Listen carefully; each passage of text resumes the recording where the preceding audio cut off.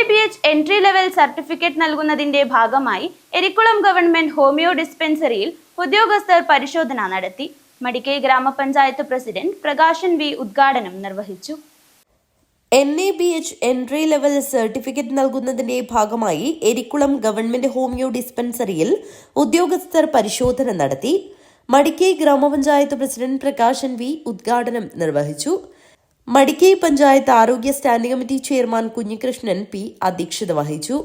National Ayush mission ജില്ലാ programme manager doctor Nikhila Narayanan, doctor Shilpa MV, doctor Nithin, ജില്ലാ പഞ്ചായത്ത് അംഗം Sabeesh K, panchayat vice president Jyothi PV, ward മെമ്പർമാരായ Sudheesh E, Balakrishnan V, മുൻ panchayat president Preetha S, HMC അംഗങ്ങളായ KM Shaji, K Sharngadharan, NK Krishnan എന്നിവർ സംസാരിച്ചു.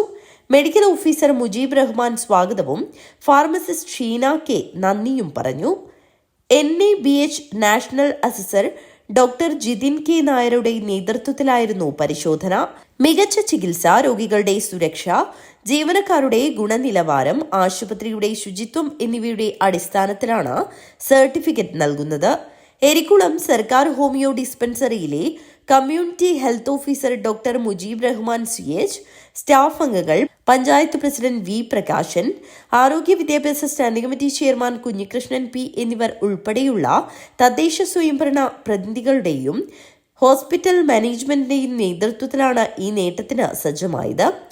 കേരള സർക്കാരിന്റെയും ദേശീയ ആയുഷ് മിഷൻ കേരളയുടെയും സഹകരണത്തോടെയാണ് പ്രവർത്തനങ്ങൾ നടന്നത്. News bureau, Kanhangad.